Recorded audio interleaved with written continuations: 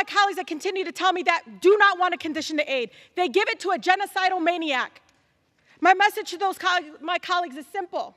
If you don't support Netanyahu, if you're disgusted by the countless videos of lifeless children pulled out of the rubble, if you actually believe in upholding human rights and international law, vote no on a blank check to Netanyahu's genocide. Gentlelady's time's expired. Thank you. Gentlelady from Connecticut reserves. Gentleman from California is recognized. I would say the folks that believe in genocide is Hamas. I yield to the gentleman from Florida, the chairman of the State and Foreign Operations Subcommittee, Mr. Diaz-Balart, 2.5 minutes. Gentleman is recognized. Mr. Speaker, thank you. Let me first thank the gentleman from California, Chairman Calvert, for his leadership in drafting this critical bill, along with the Chairwoman Kay Granger, and the leadership for bringing this forward. As Mr. Calvert just said, yes, there has been genocide, but the genocide has been from Hamas, And if the world needed yet another reminder of the importance of Israel as a safe haven for the Jewish people, then the attacks of October 7th should be that wake-up call. This is not that complicated. I've been disgusted and shocked by some of the things that we've been hearing, including the sheer glee and displayed in celebrations across, even in this country, because of the murders of October. And remember, those grotesque celebrations and demonstrations happened before Israel even began its military action to defend Israelis, again in Gaza. So let's be clear. Those demonstrations, those statements, those celebrations were and are in favor of the terrorist group Hamas. The despicable anti-Semitism, which has been dramatically increased since October 7th, that we've even seen here sometimes on this floor, has to be condemned and has to stop. Israel is on the front line in the battle against terrorism. The terrorism of Hamas, Hezbollah, ISIS, you name it, and all of those, they continue to await for an opportunity to strike at Israel, as they have, just like they want to strike here to the American people in the United States. Israel and the United States do not want violence. But the problem is that the terrorists do, and they are the ones who have killed and butchered and maimed innocent Israelis. Again, last November, the House passed another Israel security supplemental, which was fully offset by a rescission of the IRS funding, and that was the reason why the White House claimed that they opposed that bill.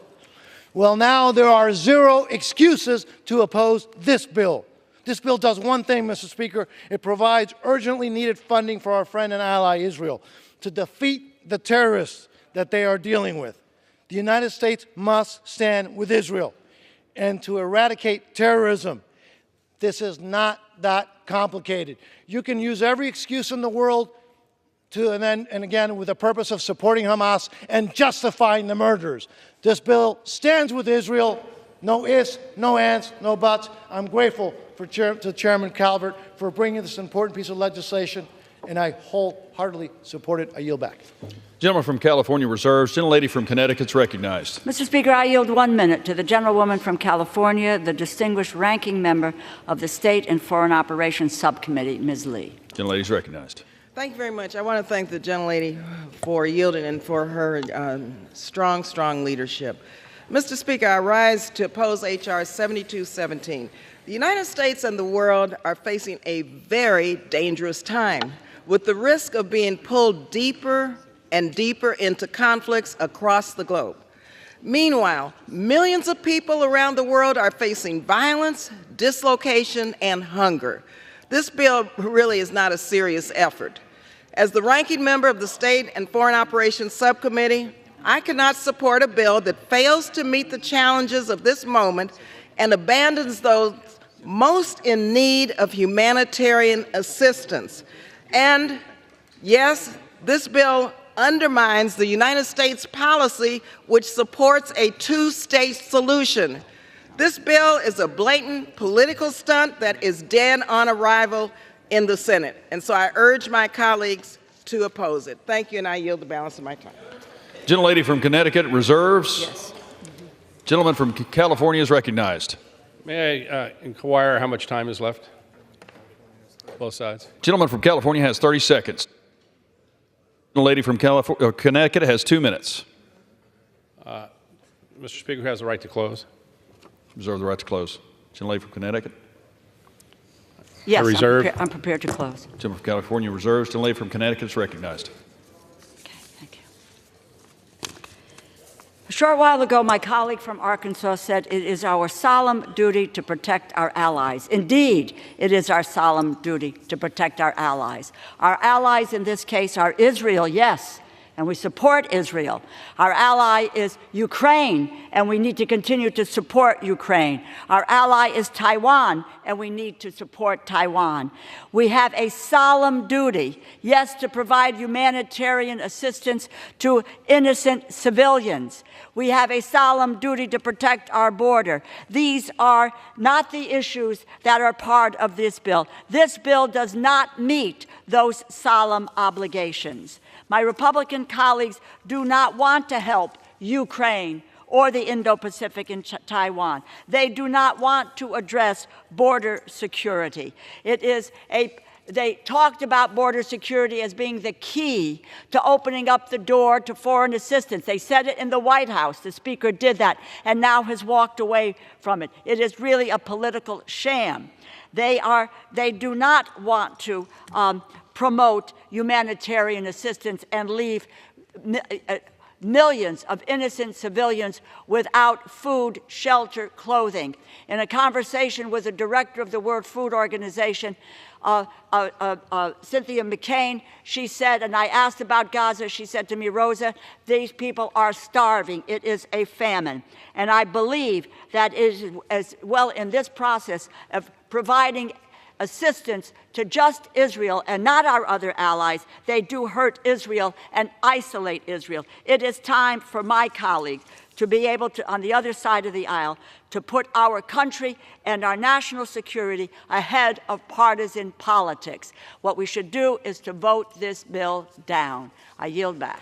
Gentlelady from Connecticut yields. Gentleman from California is recognized. The gentlelady yields the balance of her time. Yes, sir. I'll close. The gentlelady is correct. This bill is not about Ukraine or Indo-PACOM or some other things that I would love to have some discussions about in the future. This is about Israel. And I think my friends on the other side of the aisle know I'm not a cynical person. I went about this. I've been in favor of moving an Israel bill for some time, and now is the time. I think it's just simply the right thing to do. And with that, let's pass this bill. Let's support Israel, and I yield back the balance of my time. Yields. The question is, will the House suspend the rules and pass the bill H.R. 7217? Those in favor say aye. Those opposed, no. In the opinion of the chair, 2/3 being in the affirmative, the rules are suspended, the bill is passed. Without objection, the motion to reconsider is... Mr. Speaker, Purposes of the gentlelady from Connecticut. I ask for the yeas and nays. The yeas and nays are requested. Those favoring a vote by the yeas and nays will rise. A sufficient number having risen, the yeas and nays are ordered. Pursuant to Clause 8 of Rule 20, further proceedings on this question are postponed.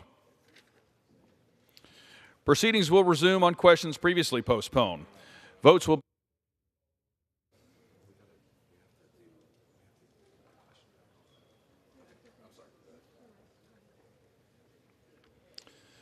be taken in the following order.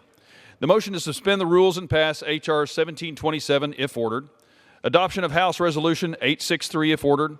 And the motion to suspend the rules and pass H.R. 7217. The first electronic vote will be conducted as a 15-minute vote. Pursuant to Clause 9 of Rule 20, remaining electronic votes will be conducted as 5-minute votes. Pursuant to Clause 8 of Rule 20, the unfinished business is the question on suspending the rules and passing H.R. 1727 as amended, which the clerk will report by title. Union Calendar Number 297, H.R. 1727, a bill to amend the Chesapeake and Ohio Canal Development Act to extend the Chesapeake and Ohio Canal National Historical Park Commission. The question is, will the House suspend the rules and pass the bill as amended? So many as are in favor say aye. Those opposed, no. In the opinion of the chair, 2/3 being in the affirmative, the rules are suspended. For what purposes the gentleman from California seek recognition? Mr. Speaker, I demand the yeas and nays. The yeas and nays are requested. Those favoring a vote by the yeas and nays will rise. A sufficient number having risen, the yeas and nays are ordered. Members will record their votes by electronic device. This is a 15-minute vote.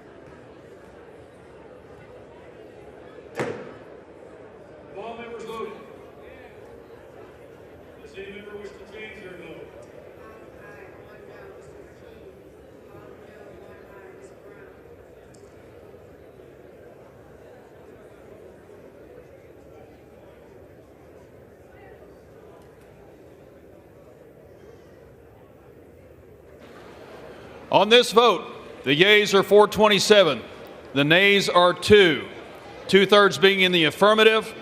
The rules are suspended, the bill is passed, and without objection, the motion to reconsider is laid on the table.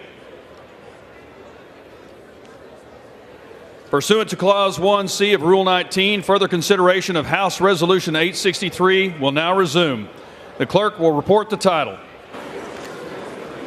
House Calendar Number 60, House Resolution 863, Resolution impeaching Alejandro Nicholas Mayorkas, Secretary of Homeland Security, for high crimes and misdemeanors. The question is on the adoption of the resolution. Those in favor say aye. Those opposed, no. The ayes have it. The resolution is agreed to. Mr. Speaker, For what purposes, the gentleman from Mississippi seek recognition. Mr. Speaker, I request the yeas and nays. The yeas and nays are requested. Those favoring a vote by the yeas and nays will rise. A sufficient number having risen, the yeas and nays are ordered. Members will record their votes by electronic device. This will be a 5-minute vote.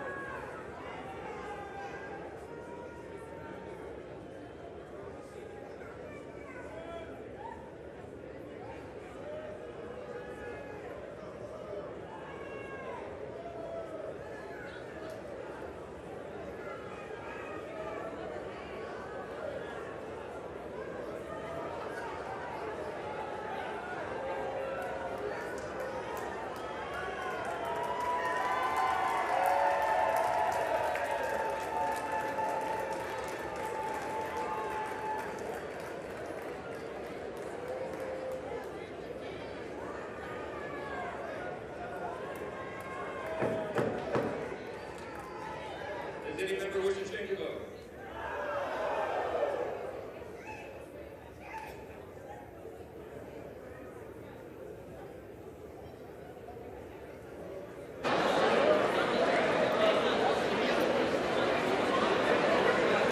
On this vote, the yeas are 214 and the nays are 216. The resolution is not adopted.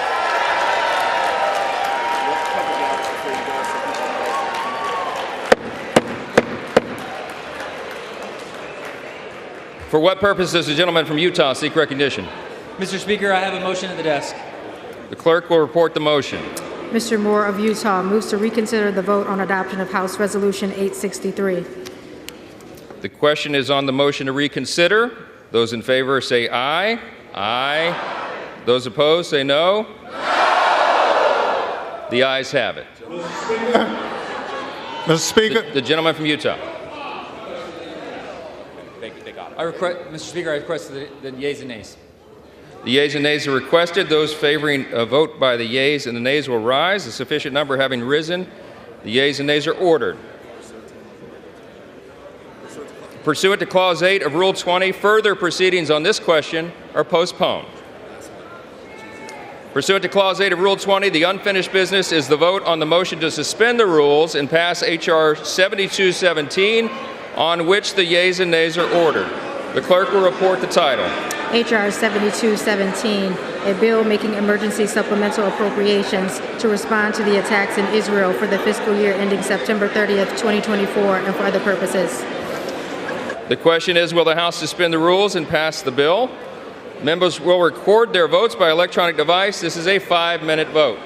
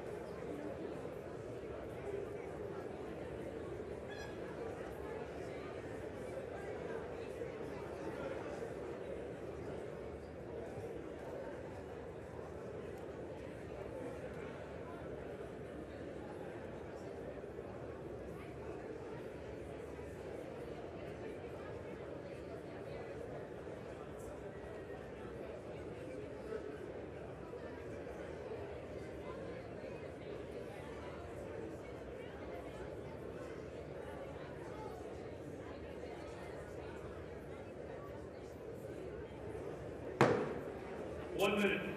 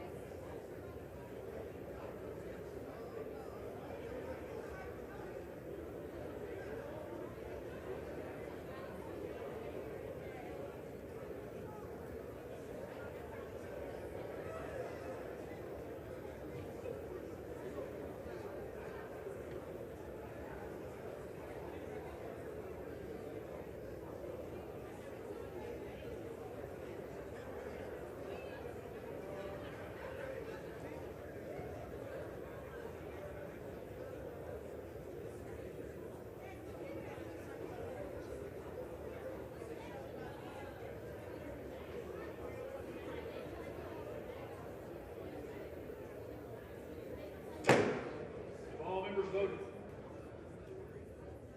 Does any member wish to change their vote?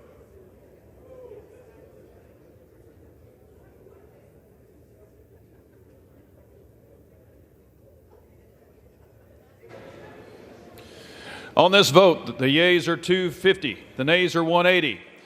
Two-thirds not being in the affirmative, the rules are not suspended, and the bill is not passed.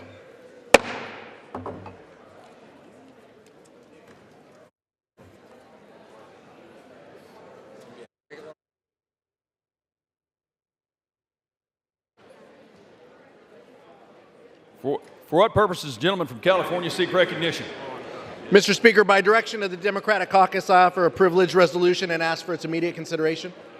The clerk will report the resolution. House Resolution 999. Resolved that the following name I ask members... unanimous consent that the resolution be considered as read. Without objection, the resolution is agreed to, and the motion to reconsider is laid on the table.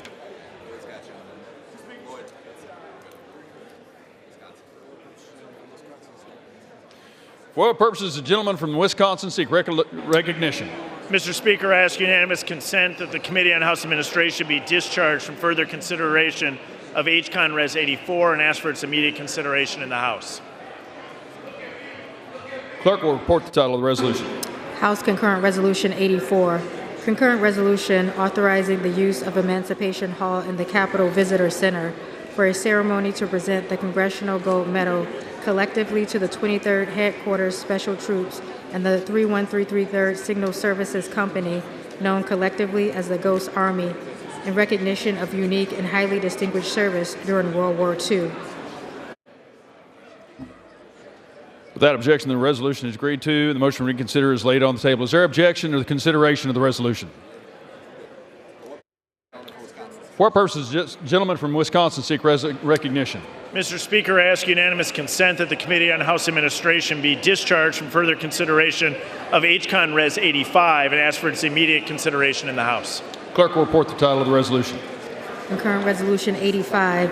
Concurrent resolution authorizing the use of Emancipation Hall in the Capitol Visitor Center for a ceremony to present the Congressional Gold Medal collectively to the women in the United States who joined the workforce during World War II, providing the aircraft, vehicles, weaponry, and ammunition and other materials who win the war, and who referred to as Rosie the Riveter, in recognition of their contributions to the United States and the inspiration they have provided to ensuing generations. Is there objection to the consideration of the resolution? Without objection, the resolution is agreed to. The motion to reconsider is laid on the table. This gentleman from Wisconsin seek recognition. Mr. Speaker, I ask unanimous consent that when the House adjourns today, it adjourn to meet at 9 a.m. tomorrow. Without objection. This gentlelady from Delaware seek recognition.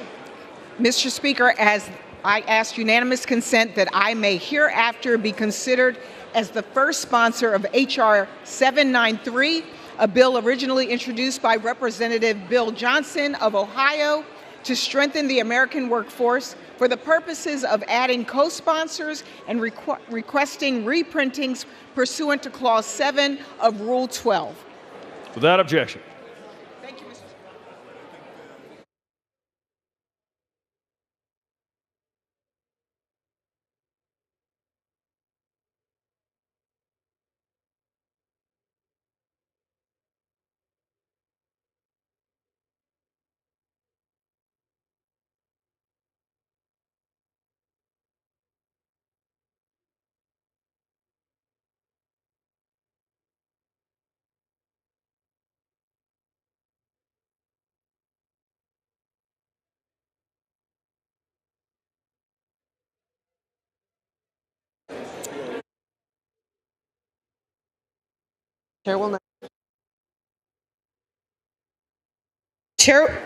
The chair will now entertain requests for 1-minute speeches.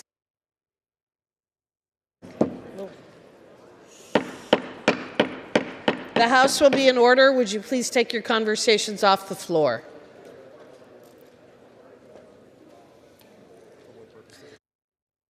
Purpose does the gentleman from Pennsylvania seek recognition? Madam Speaker, request unanimous consent to address the House for 1 minute and to revise and extend my remarks, and the chamber is still not in order. The chamber is still not in order. The House will be in order. The House will be in order. The House will be in order. Without objection, the gentleman is recognized for 1 minute. Thank you, Madam Speaker. Madam Speaker, I rise today to recognize Danny. Okay. The House is not in order.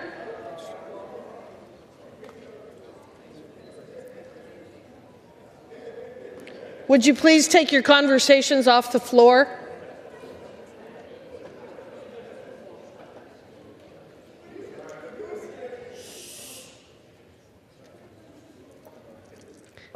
Thank you.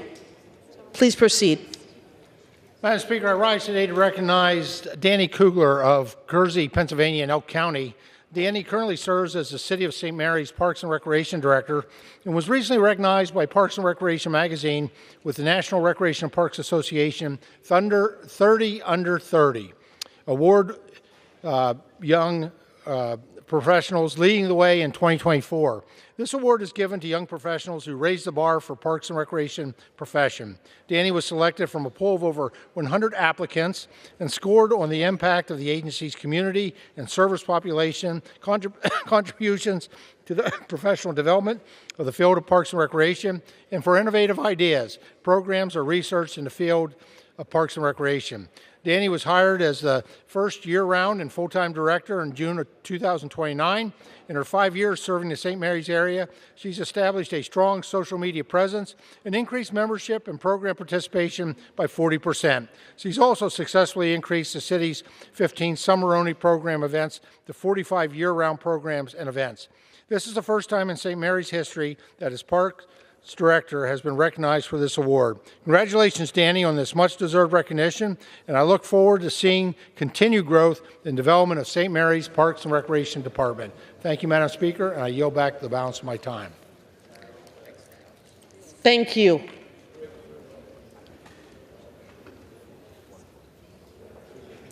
For what purpose does the gentleman from North Carolina seek recognition?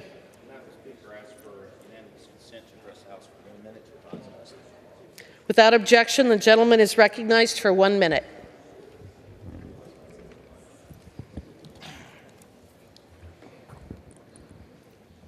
Madam Speaker, listening to constituents is the most important thing we can do. They're telling me back home about the burden of high cost. One constituent shared, I have to continue working even after retirement. My husband cannot afford to retire due to rising costs. I also have to assist my mom with her bills, which puts further strain on our finances. Too many find it challenging to make ends meet while caring for an elderly parent. Another constituent shared, my income doesn't cover common life. I can't afford decent housing, meats at the grocery store, or basic life necessities. It's harder now. Madam Speaker, Congress must take every possible measure to ensure that residents of Eastern North Carolina, rural America, and those across America do not feel the financial strain in their pocketbooks and wallets. Thank you so much, and I yield back. For what purpose does the gentleman from Georgia seek recognition? Ask unanimous consent to address the House for 1 minute to revise and extend my remarks. Without objection, the gentleman is recognized for 1 minute.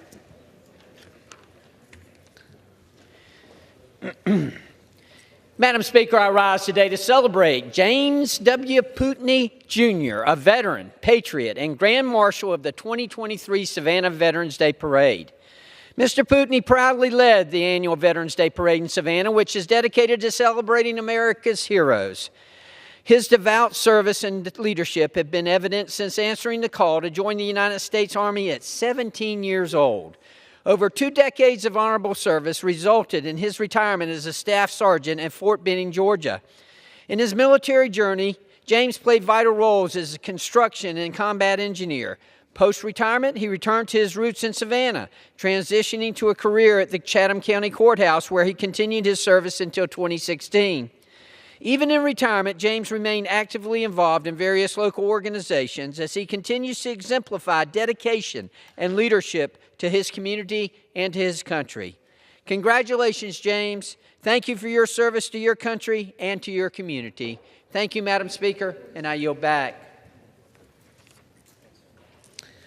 For what purpose does the gentlewoman from California seek recognition?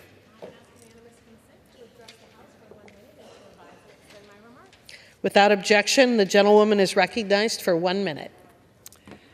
Madam Speaker, I rise today to celebrate the Black women who won big at the 66th Annual Grammy Awards, which were held in the heart of my district. Best Album nominee SZA came away with awards for Best Progressive R&B Album, Best R&B Song, and Best Pop Duo Group Performance. Victoria Monet became the third woman in 4 years to take home the Grammy for Best New Artist, following Samara Joy, who won Best Jazz Performance this year, and Megan Thee Stallion. At the age of 22, Tyla became the youngest South African artist in history to win Best African Music Performance Award for her mega hit Water. And Coco Jones came away with Best R&B Performance. Still, the biggest awards, Best Album, Record of the Year, and Song of the Year, are seldom won by Black women. As Jay-Z alluded to, a Black woman has not won the top prize, Best Album, in 25 years. I mean, how much lemonade do we have to make? And with that, I yield back. For what purpose does the gentleman from California seek recognition? Madam Speaker, I seek unanimous consent to address the House for 1 minute. Without objection, the gentleman is recognized for 1 minute.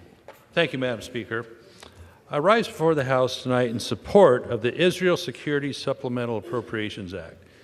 Israel has been our longtime ally, and they need us more than ever at this point. With the unwarranted, unprovoked attacks that happened on October 7 to many, many innocent people by the terrorist group Hamas and the others that they're surrounded by in their country. Israel's been under attack since the first moment of its existence in the 40s, but even going back millennia. Israel's a fantastic partner on developing new technologies, improved medical technologies, improved medicines, improved drip irrigation, and improved missile defense systems. They're a great partner with us and indeed a shining beacon in the Middle East as a representative republic unlike any other there. Even Arab Israelis would rather live in Israel than in some of those other places because they know it's good there, they know it's right, they know it's just. It's our obligation. Indeed, it's our privilege to stand with Israel as an ally in their time of great need. So we need to get over ourselves a little bit around here and step forward and get this work done. I yield back. For what purpose does the gentleman from Ohio seek recognition? To address the House for 1 minute and advise and extend my remarks. Without objection, the gentleman is recognized for 1 minute. Thank you, Madam Speaker. I rise today in absolute disbelief and genuine disgust with what the Speaker did tonight. He knowingly allowed a bill to fail that would have provided critical support for our troops fighting terrorism in Iraq and Syria and critical support for Israel. He did it because he wanted to embarrass Democrats. He also intentionally left out much-needed humanitarian aid for Palestinians in Gaza, essential support for Ukraine, and essential support for Taiwan. He chose this horrific, dangerous new brand of partisan politics over our troops, our allies, and millions in need. The fact that Palestinians need humanitarian aid, Ukrainians need to defend itself against Putin, and Taiwan needs support against China is absolutely of no interest to the Speaker. Representative Goldman and I attempted to amend this bill to include aid for all three, but we were denied. We will keep fighting to fund Ukraine, Taiwan, and humanitarian aid to Palestinians in Gaza. This is what the American people want. It's what our global partners need, and it's what this moment time requires has expired. Of us. I yield back. For what purpose does the gentleman from Georgia? Okay. For what purpose does the gentleman from New York seek recognition? Without objection, the gentleman is recognized for 1 minute.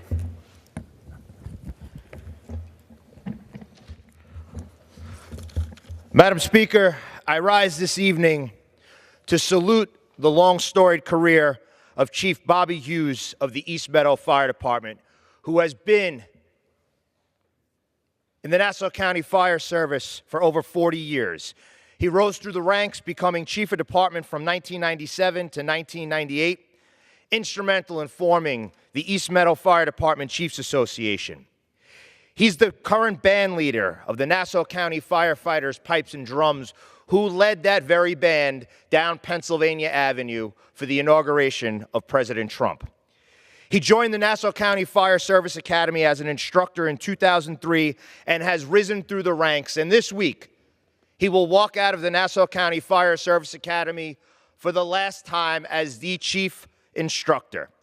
He has made it a beacon of education and training, not just in Nassau County, but across the country.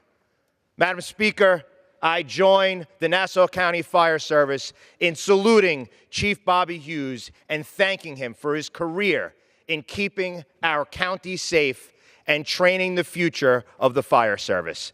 Madam Speaker, I yield back. For what purpose does the gentlewoman from Ohio seek recognition?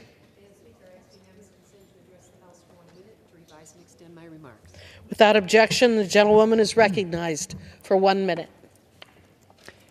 Madam Speaker, I rise to pay tribute to the ultimate sacrifice made by 5 of our nation's most heroic men and women in uniform. Each was defending liberty in dangerous territory, and each possessed raw courage, selflessness, and total dedication to duty for the sake of our nation. Each of us is privileged to live under liberty's umbrella because of them. Special Warfare Operator First Class Christopher Chambers and Navy Special Warfare Operator Second Class Nathan Ingram were lost far from home in rough waters on the Red Sea on January 11th. Then 17 days later, on January 28th, an enemy drone targeted Tower 22 in Jordan.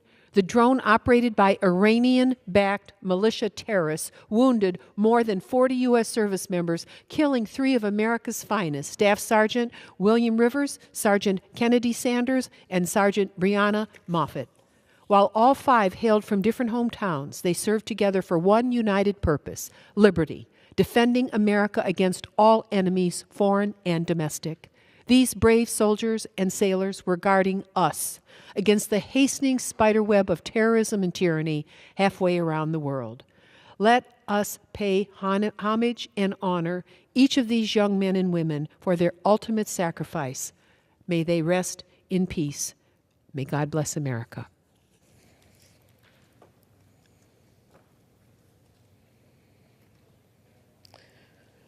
For what purpose does the gentleman from Tennessee seek recognition?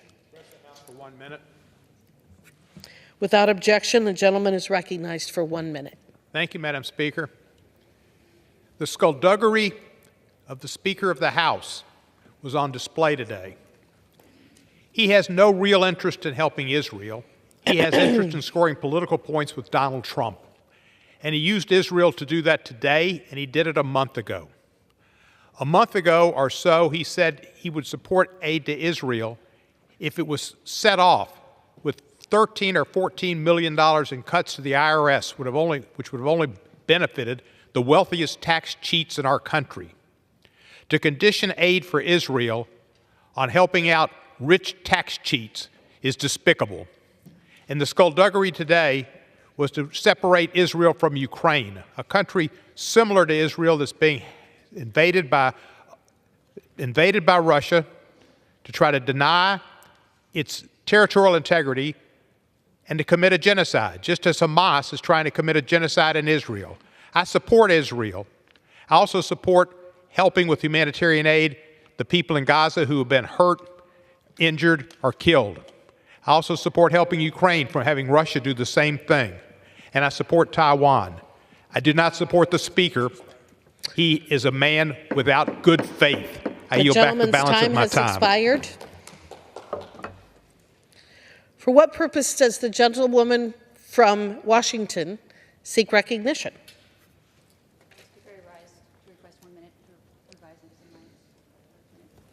Without objection, the gentlewoman is recognized for 1 minute. Madam Speaker, I rise today in praise of the resilience of my community in Southwest Washington. Last month, a fire broke out at one of 2 seafood processing facilities near the Port of Ilwaco in my district. In the aftermath of the catastrophic fire, the unity and support demonstrated by the Ilwaco community has been remarkable. Whereas lesser men would have seen an opportunity for competitive advantage, these folks chose to stand together and see each other as neighbors, lending out crab pots to each other that they didn't have to do. I am incredibly grateful to come from a community that supports each other in the wake of a tragedy. Their community spirit is a competitive advantage that money cannot buy and in natural disasters cannot shake. I extend my thanks to the brave first responders who responded to the fire. Several of them were treated for heat exhaustion, to their tireless effort in combating the blaze for hours. And I want to recognize the folks in Owako who stepped up to help local crabbers, dropping off sandwiches, shipping up crab pots from as far south as California and Alaska. And rebuilding and recovery will take time. They will never get back those hours of sleep or the heartache or the monetary loss. But their moral fiber has been revealed in a way that is durable and will strengthen the community and is its own reward. I stand with you in your fights, and I am so grateful for your leadership. I yield back. For what purpose does the gentlewoman from Texas seek recognition? Without objection, the gentlewoman is recognized for 1 minute. The American people might wonder just what happened here today. Well, first of all, the southern border deal never got anywhere. And all of the logistics and all of the cloak and dagger and what was going to be in it failed to even get the attention of the Speaker of this House or any of the Republican members. And yet, all of a sudden, an unfounded legislative initiative that was allegedly to advocate for the needs of the people in the Mideast wound up on the floor of the House. You wonder what we did today.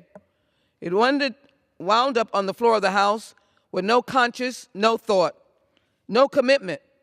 And that is why I was not able to vote for it. I was willing to join an amended initiative to ensure that all of the people that are in need in the Mideast would be taken care of, that we would have the funding for Israel, but we would have the funding for the Palestinians and the aid that is needed in Gaza and the ability to deal with the crisis of death that they have been facing, that we would have the money for Taiwan, and yes, that we would have the money for Ukraine. I've been to the border of Ukraine. I've seen the violence against our children. I've seen Russia steal children. I've seen parents die in the streets. It is necessary that we do this right, and that is funding for all of those that are in need, and do it now. The gentlewoman's time has expired. In a professional way for the American people to know we care about the nation. The gentlewoman's time care has about expired. The Mideast. I yield back. Under the Speaker's announced policy of January 9th, 2023, the gentleman from California, Mr. Desaulniers, is recognized for 60 minutes as the designee of the Minority Leader.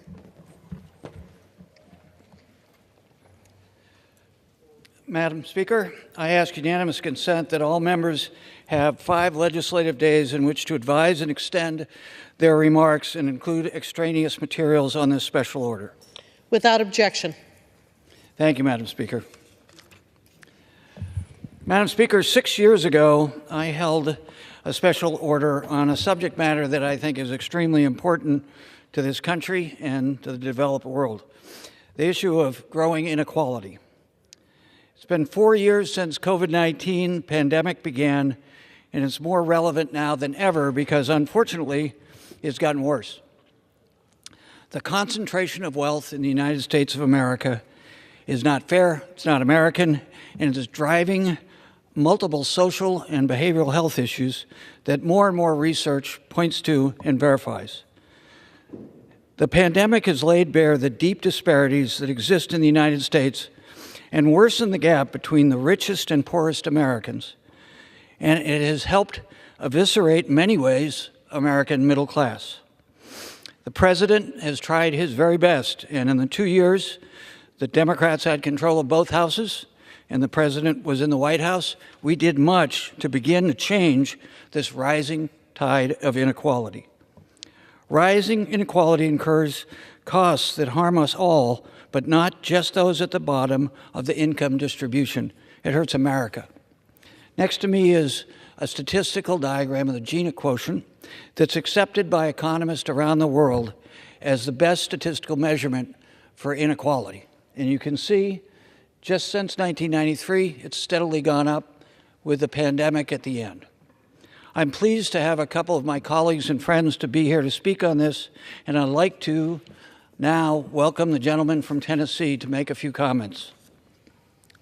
Thank you so much. I'm pleased to join you because this is such an important topic and a topic that I've talked about for a long time. The income inequality in our country has grown and grown and grown.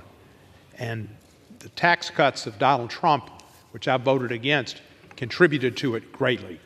Tax cuts that gave the wealthy much more money, corporations and individuals, and did not help the poor and didn't really help the middle class much. My district is in Memphis, Shelby County and Tipton County, just north of Memphis. Because of that, I'm no stranger to high levels of poverty and inequality. According to the 2023 Poverty Fact Sheet by the University of Memphis, 21.4% of Memphians live in poverty.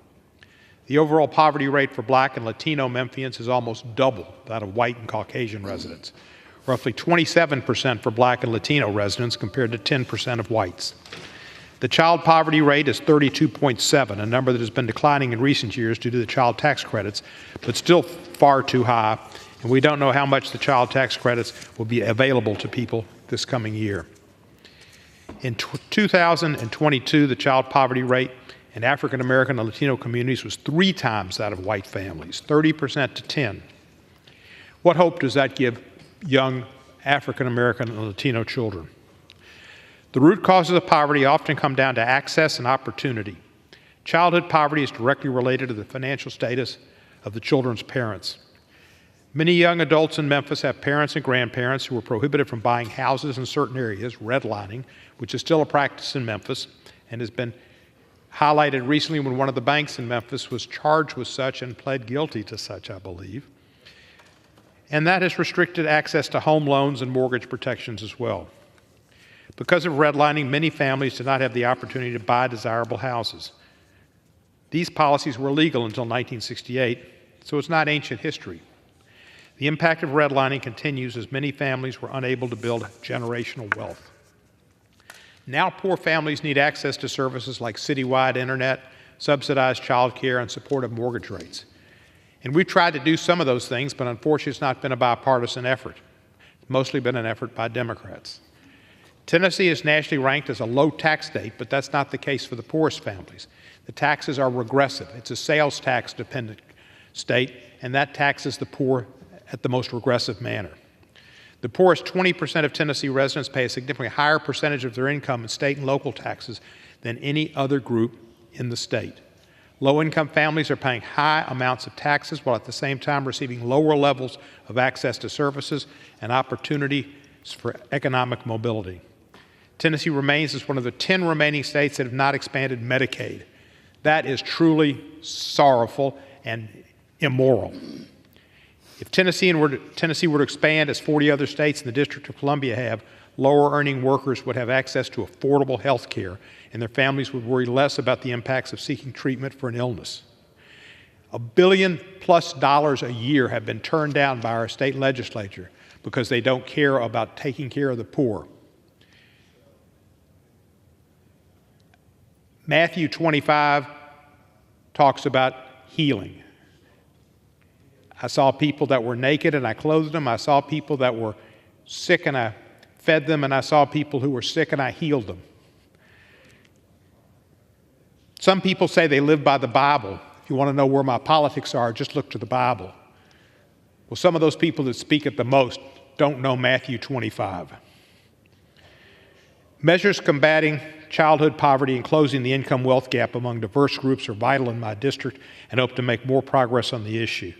I'll continue advocating for the child tax credit, which Ms. DeLauro has championed, encouraging Tennesseans to expand Medicaid, and seeking additional funds for education and job training, and supporting other policy to help those in need.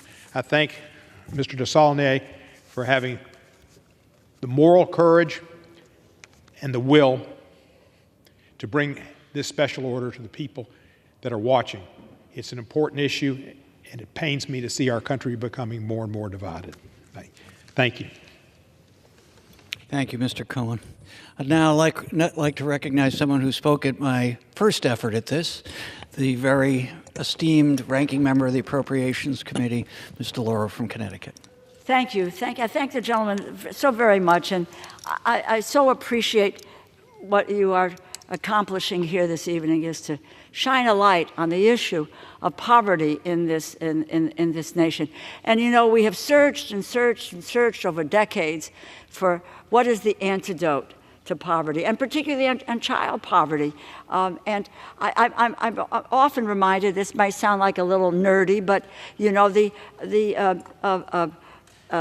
Nobel laureate in economics, Joseph Stiglitz, once, and it's just a paraphrase, what he said is that inequality is not the result of globalization or modernization, but it is the result of policy choices.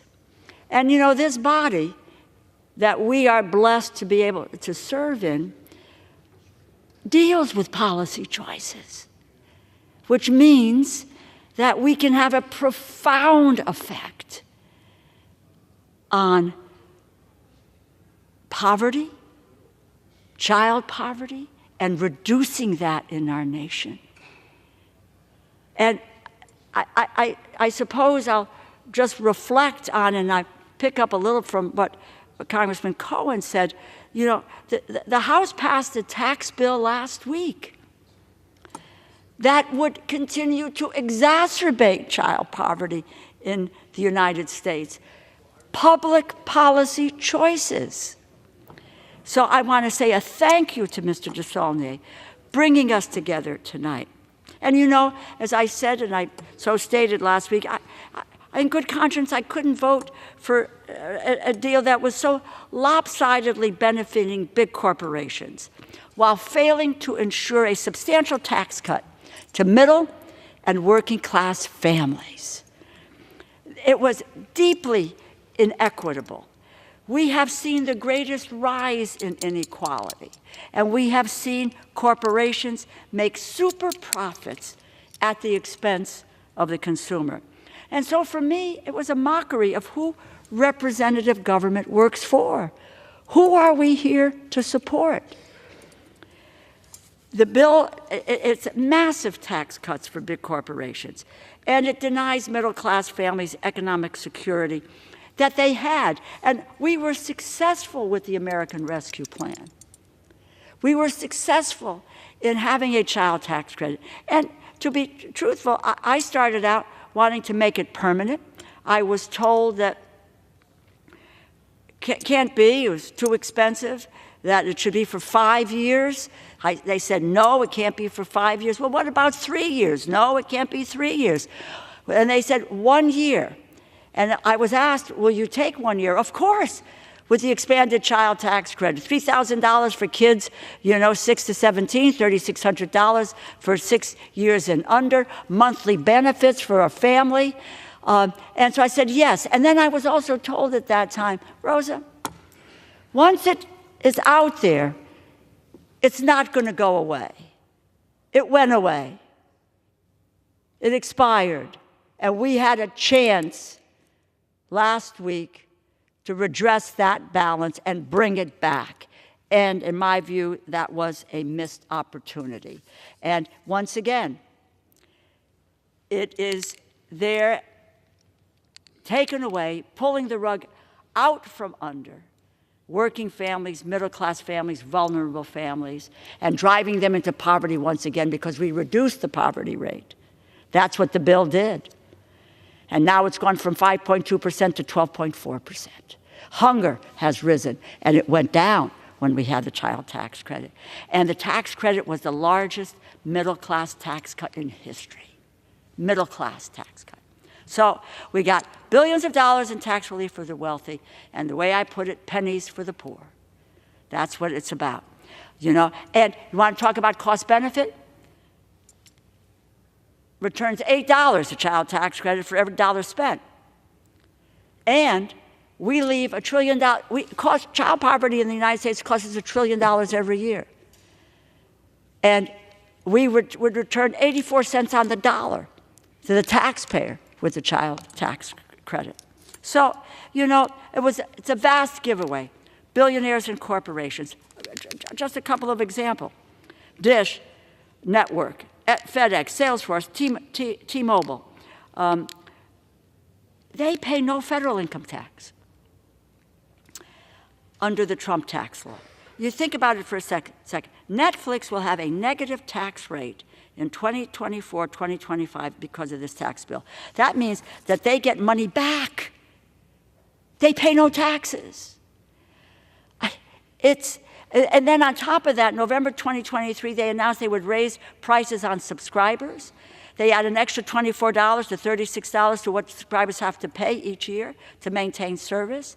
And yet, the same families will not see a child tax credit like they did under the American Rescue Plan. You know, it is absurd. Think about what people are telling you, my colleague in California and my colleague in Tennessee. Families today are living paycheck to paycheck. They can't, something goes wrong, they can't make a $400 payment. That's what's going on in their lives. They're struggling to put food on the table, to pay their health care bills, to be able to get child care, you know, and groceries have skyrocketed. It's all there. Child care skyrocketed. Corporate profits, though, $3 trillion in 2023. They're not living paycheck to paycheck. They're going to take that money and buy back stock, which is what they've done in the past with this thing. It is our families that are bearing the brunt of inflation and high interest rates. Child tax credit is the antidote to child poverty in this country.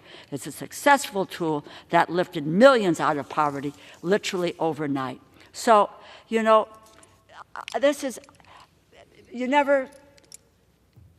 what's happened, happened. We move forward, and we will continue to make the fight for a permanent child tax credit in this country, because we know how successful it was, we know what it did for families, and to the naysayers who said, one, we couldn't raise it to $3,000 or $3,600 and that we could never get it monthly, well, so be it. We did it and it succeeded. And those who said that people are going to dog it, they're not going to go to work, they're going to buy drugs with it, they're going to, with data from the Columbia School of Social Policy that said people went to work because they could afford child care. And they were able to use this money for essential necessities, to buy those groceries. And you know what? Maybe for their kid, they could send him on a class trip or her on a class trip, which they weren't able to do because they couldn't afford it in the past. So it is the best thing that we can do to improve the economic well-being and security of American families today. Let's bring back the largest middle-class tax cut in the history of this country. I can't thank you enough. We need to continue to shine the light that it is our public policy decisions that create inequity and inequality. Let's turn that around and deal with the policies that do turn that around. And I can't thank the gentleman enough for putting together this special order. And I can't thank you enough. You know, some people accuse us on the other side of socialism.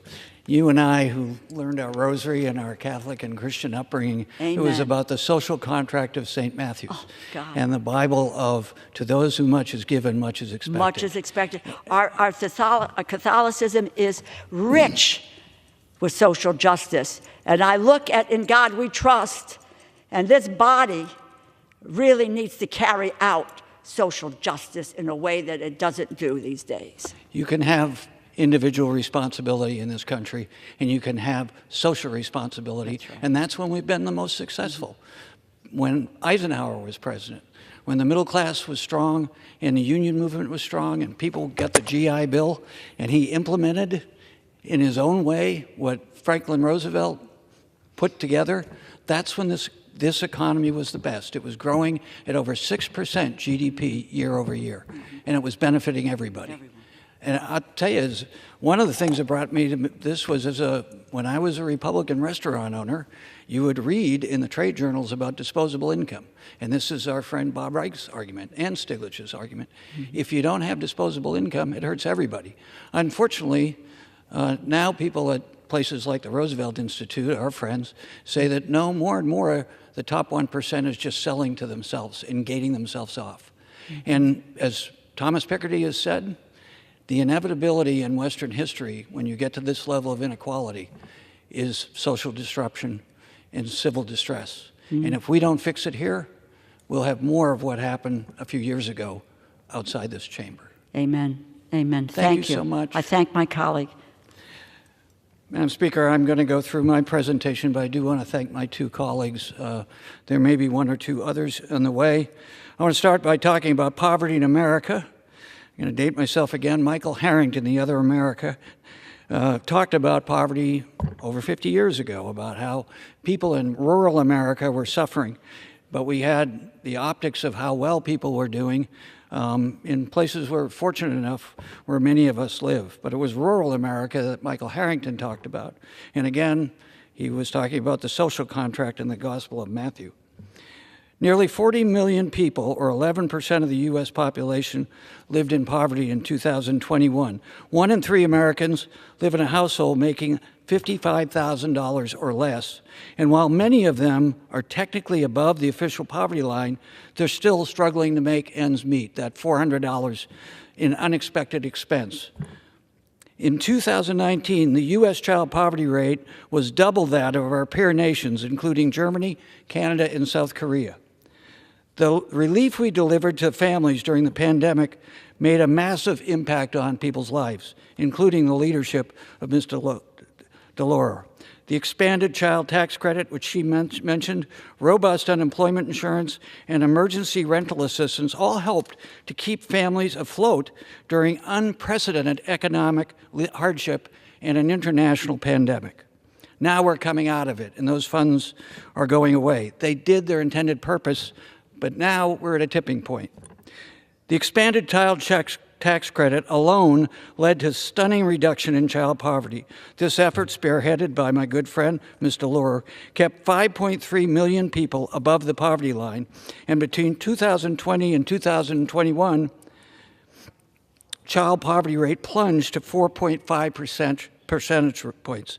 As Ms. Delora said, they weren't spending this on anything but trying to survive, provide shelter, transportation, and get to work for their family and their kids. But after House Republicans allowed the child tax credit to expire, the poverty rate for children more than doubled from the historic low of 5.2% in 2021 to 12.4% the next year.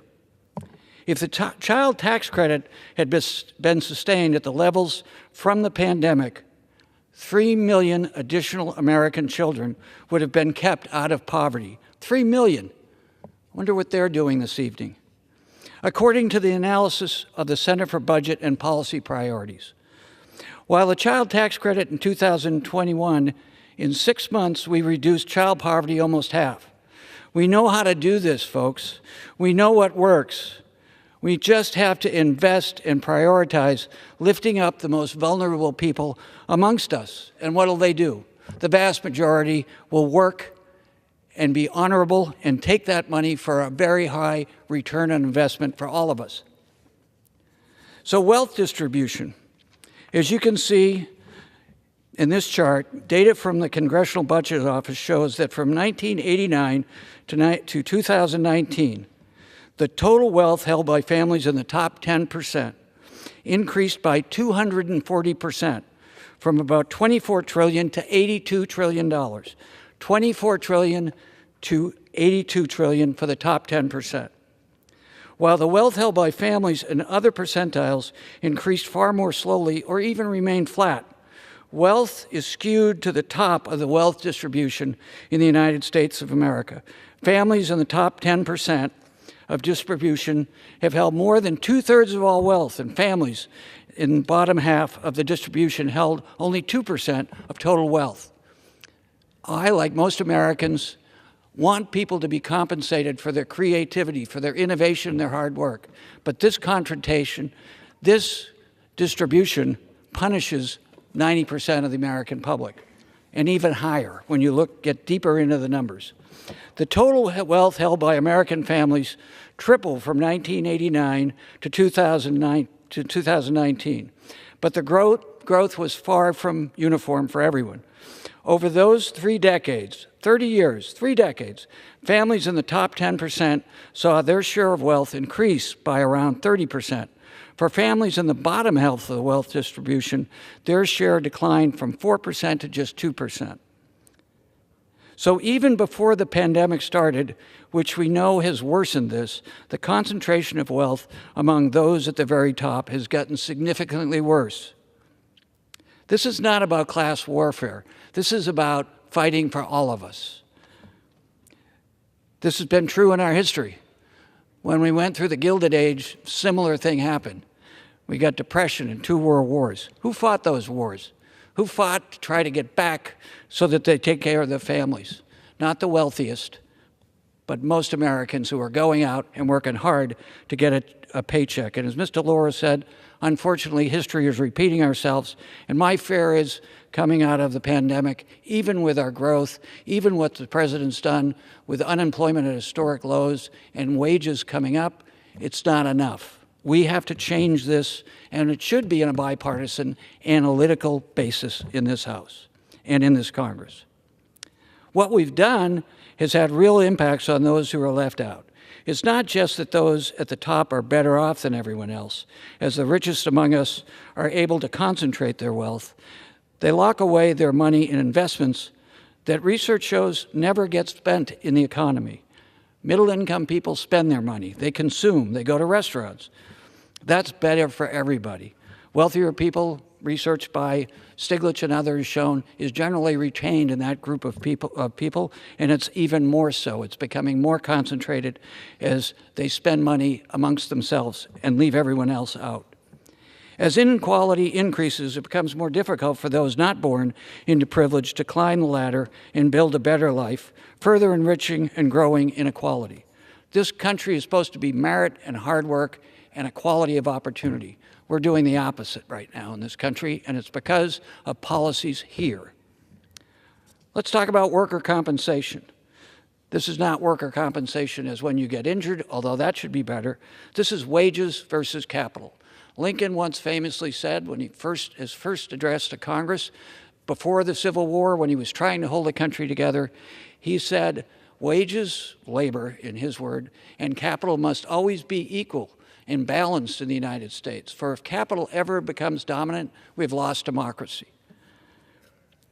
Despite working harder, despite being more educated, despite being more productive, most American workers, their wages have grown exceptionally slowly compared to the growth in productivity compared to this CEO compensation. For the last 40 years, the gap between productivity and worker compensation wages has increased significantly. Americans are working in a more productive fashion. They're working more productively versus their international competitors, but they're not seeing their wages go up, and their disposable income sacrifices even more. A typical worker's wage growth has lagged far behind gains in productivity over that time. So it's the idea that if you worked harder and you were more productive, individual merit and responsibility is not borne out in the research and the numbers. If we look at this graph, we can see productivity has grown by nearly 62% over the last 40 years. But the average hourly pay of the typical worker grew by only 17%. This gap makes the difference between people being compensated fairly in their wages versus people who have the good fortune to be able to invest in capital. And this is what Lincoln was talking about. Put simply, workers are more productive than ever before, but are not properly compensated for it. Until the late 1970s, workers' compensation, wages, climbed together with productivity. But then it began to change and diverge. And it diverges when we abandoned the policies that prioritized spreading the benefits of growth to workers, to all Americans, wealthy and middle income, instead of what we're doing now. It benefited from a strong labor movement. President Eisenhower once famously said, "Only a fool would try to keep an American worker from joining a labor union." President Eisenhower said that. CEO pay. Another contributor to rising inequality is rising CEO pay. This is an ongoing issue, but it's something we've really seen balloon over the last 3 years. While so many hardworking Americans have struggled to make ends meet during the pandemic, some CEOs are making more money than ever. The average top CEO compensation in 2022 was $25.2 million, and it continues to increase even as low-income Americans and middle-income Americans are forced to make do with wages that year after year affords them less in terms of purchasing power. In 2022, CEOs were paid 344 times as much as a typical worker. The ratio of CEO to typical worker compensation was 344 to 1. In 1989, that ratio was 59 to 1. In the 50s and 60s, it was even lower. In 1965, it was 21 to 1. I've introduced the CEO Accountability and Responsibility Act, which would increase corporate taxes on companies with extreme disparities between their CEO and their workers' pay. We need bold proposals like this one to help put an end to runaway corporate greed and restore the balance of power back to workers. A balance, as Lincoln said. Stock buybacks. Over the last 40 years, tax laws, regulatory change, court decisions, and new corporate behaviors have led to shareholder-first corporations. That's the corporate veil they hide behind, where CEOs and managers focus on share price and investors, directing corporate funds to shareholder payouts. Corporate profits, or even corporate debt, may have once funded innovating new projects in research and development, and new hires and worker wages, or like the Germans do, reinvested in continuous training, back into community colleges and apprenticeship programs, for a lifetime of learning for workers, craftsmen.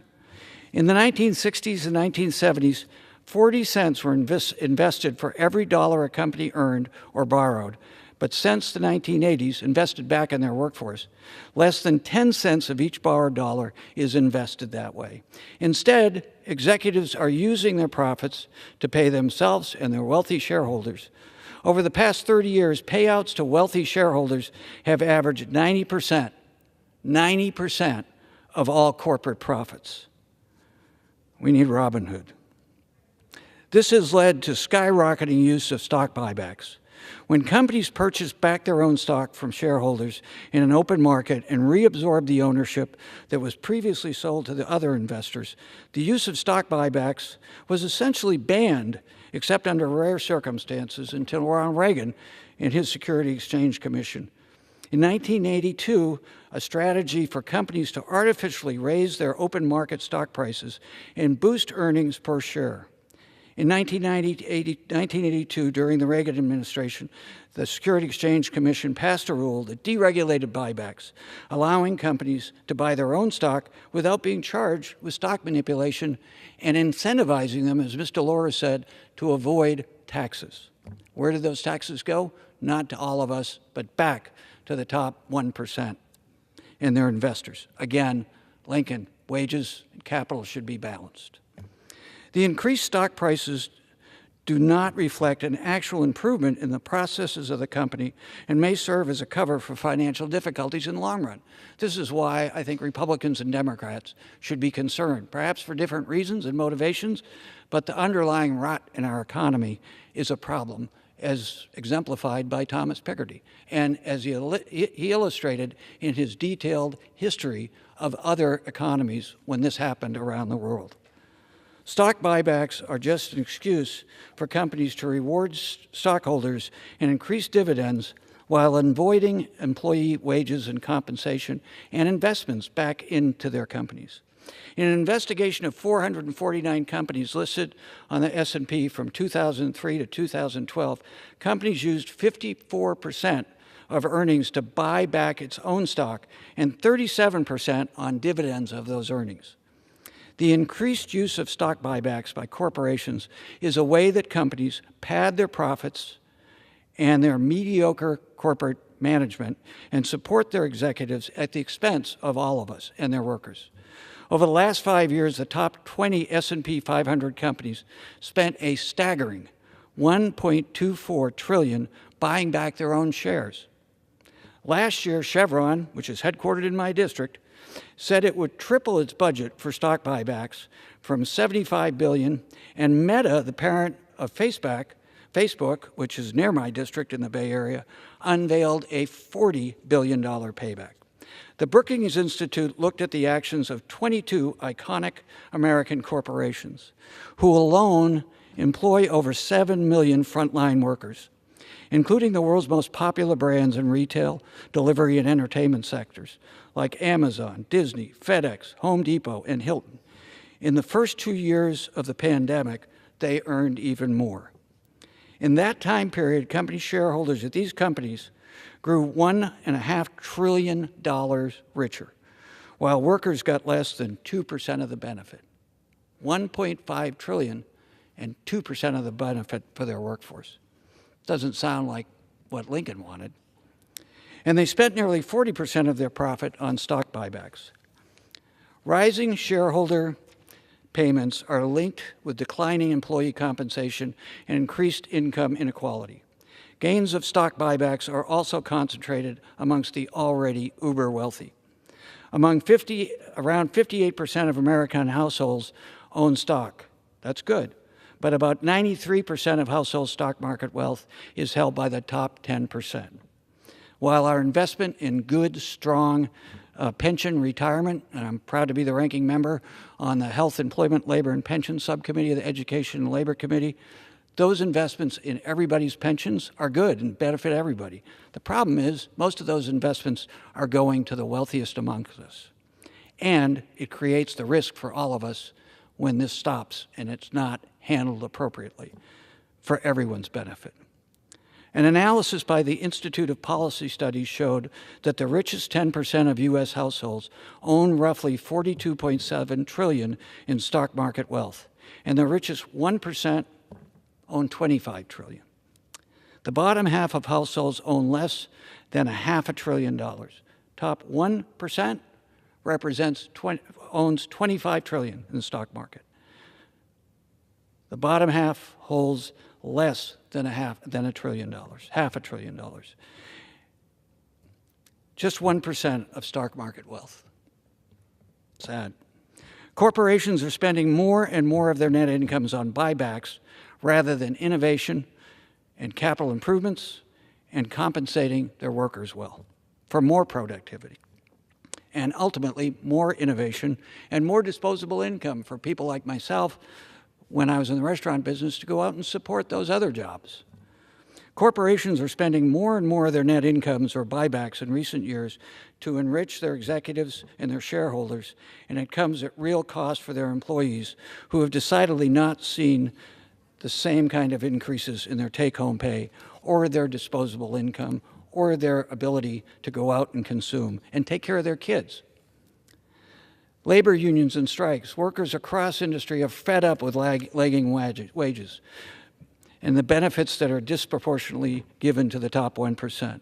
This year, more workers are recognizing their collective bargaining power and are walking off the job or threatening to do so to fight for their rights.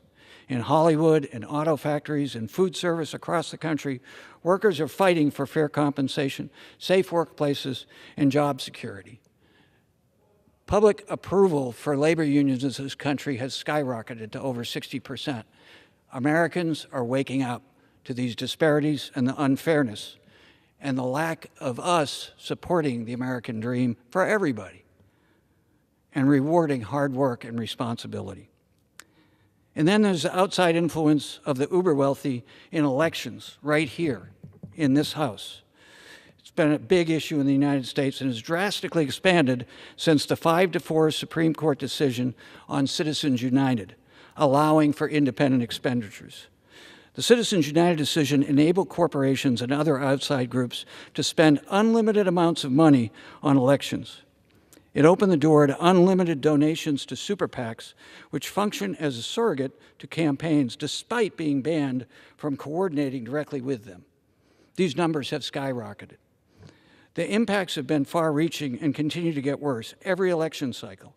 Billionaires alone provided 15% of all federal midterm election financing in 2022, according to the Brennan Center analysis.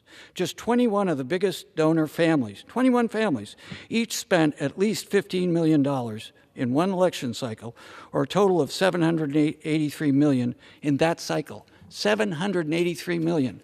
You see the connection between our policy and how people get here and stay here. The effective deregulation of campaign money and the expansion of dark money groups who don't have to disclose their donors are destructive to democracy. Clearly, Citizens United has helped reinforce the view that our government primarily serves the interests of the rich, all of our government, all three branches, all too often, and that there's no need for most citizens to participate in democracy. All right, those are the economic, social concerns that I have and what we're under. Doesn't sound good. Now there's more and more research in the connection to you as individuals in this country, to the people who despair, the so-called diseases and deaths of despair that are all too frequently in rural areas in the Midwest and the South regionally. But they're all across the country, including in the Bay Area where I represent. Behavioral health, substance abuse, opioid addictions have been well recorded by research and writing. This, to me, is where the tragedy of tragedies is far beyond policy. It's the reality of how Americans have to live, that $400 and the despair, the anxiety, and the distrust in this institution that is better than this, as my friend and colleague Elijah Cummings used to say all the time. We're better than this, Republicans and Democrats. So let's talk about health consequences of inequality. It's important to look at the effect it has on health physically and mentally and on the fabric of our society. Economic inequality is a cause for poor health. As one researcher said, English researcher said 20 years ago, inequality in a society are in lockstep with individual suffering. As the gap between the richest and the poorest Americans gets larger, the health discrepancies between these groups increase as well, and they're getting exponentially worse. As health declines, it has the adverse effects on quality of life, on our economy, on our workforce productivity, and our health care costs. Life expectancy in the United States has been declining for decades. And a lot of this is directly attributable to these diseases of despair. It has only worsened since the beginning of the pandemic. I thought we would come together, but instead it's gotten worse. There are stark differences in the average life expectancies of the Americans at the bottom of the income distribution and those at the top. While the health of the wealthiest Americans have remained relatively stagnant, while that of the poorest Americans has fallen significantly. Where in spite of the ACA, we're still spending the most as a percentage of GDP on quality health care. Unfortunately, if you're wealthy, even with the ACA, you're going to get better health care and a caste system of health care, which will cause your own life expectancy to go down. And this is a regional problem, and there's differences in a regional problem as exemplified by an extensive study by the Kaiser Foundation.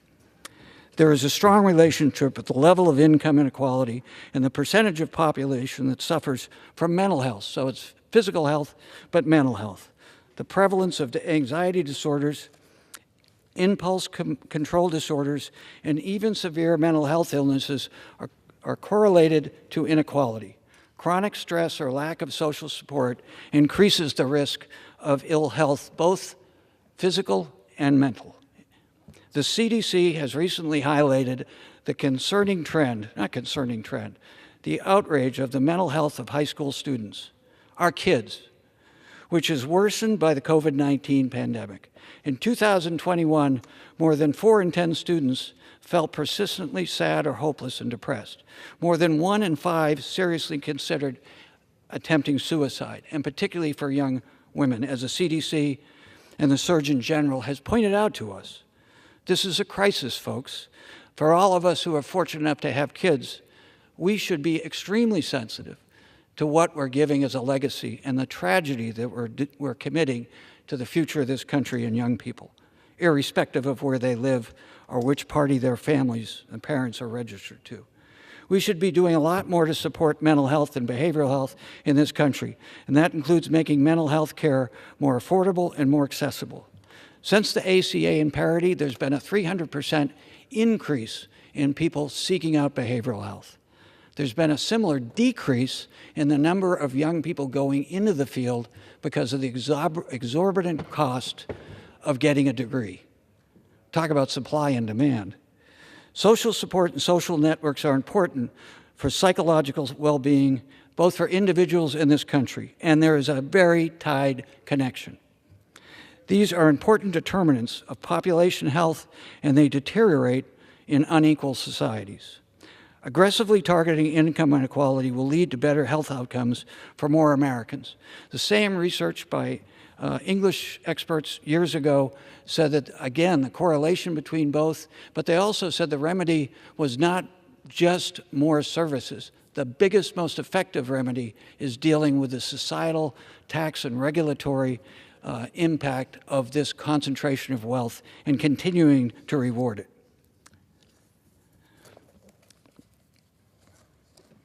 Excuse me just a second, Madam Speaker. So let's talk about global income inequality, because America, as bad as we are, and we've led on this